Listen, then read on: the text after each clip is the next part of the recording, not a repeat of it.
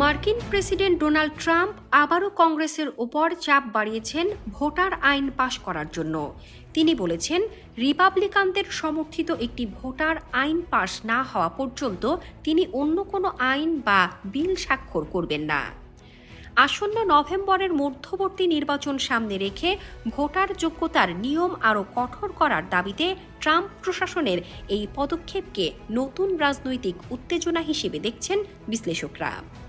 নিজের সামাজিক যোগাযোগ মাধ্যম ট্রুথ সোশ্যালে দেওয়া এক পোস্টে ট্রাম্প স্পষ্ট করে জানান, কংগ্রেসের রিপাবলিকানদের সমর্থিত সেভ আমেরিকা অ্যাক্ট পাশ না হওয়া পর্যন্ত তিনি অন্য কোনো বিল অনুমোদন করবেন না।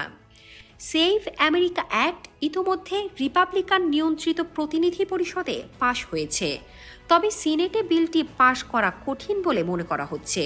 সিনেটে বর্তমানে রিপাবলিকানদের নিয়ন্ত্রণ থাকলেও সেখানে আইন পাশ করতে হলে অন্তত 60 ভোট প্রয়োজন, যা ফিলিবাস্টার নিয়ম অতিক্রম করতে দরকার।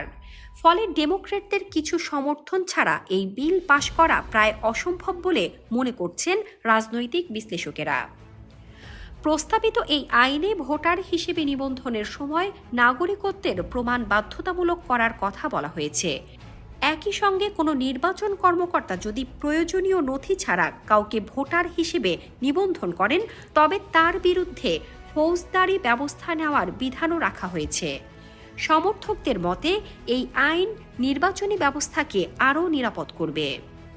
তবে ডেমোক্র্যাট নেতারা এই বিলের তীব্র সমালোচনা করেছেন।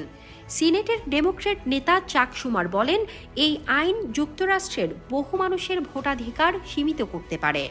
তার ভাষায়, প্রস্তাবিত আইনটি অনেকের জন্য ভোট দেওয়া কঠিন করে তুলবে এবং এতে লাখো মানুষের ভোটাধিকার ক্ষতিগ্রস্ত হওয়ার আশঙ্কা রয়েছে। ট্রাম্প এর আগেও ভোটার পরিচয় যাচাইয়ের নিয়ম কঠোর করার চেষ্টা করেছিলেন। 2025 সালে তিনি একটি নির্বাহী আদেশের মাধ্যমে ভোটার নিবন্ধনের সময় নাগরিকত্বের প্রমাণ বাধ্যতামূলক করার উদ্যোগ নেন, কিন্তু পরে একটি ফেডারেল আদালত সেই আদেশের কিছু অংশ স্থগিত করে দেয়। রাজনৈতিক বিশ্লেষকেরা বলছেন, কখনো নির্বাহী আদেশের হুমকি, আবার কখনো কংগ্রেসের চাপ, এই দুই কৌশল ব্যবহার করে ট্রাম্প নির্বাচনী আইন পরিবর্তনের চেষ্টা করছেন। তবে তিনি সত্যিই অন্য কোনো বিল সই করবেন না কিনা তা এখনও পরিষ্কার নয়। যুক্তরাষ্ট্রের আইনে প্রেসিডেন্ট কোনো বিলের ওপর 10 দিনের মধ্যে সিদ্ধান্ত না নিলে এবং কংগ্রেস অধিবেশনে থাকলে সেটি স্বয়ংক্রিয়ভাবে আইনে পরিণত হতে পারে। বিশ্লেষকদের মতে, সাম্প্রতিক সময়ে বিশেষ নির্বাচনে ডেমোক্র্যাটদের কয়েকটি অপ্রত্যাশিত জয়ের কারণে রিপাবলিকানদের মধ্যে উদ্বেগ বেড়েছে।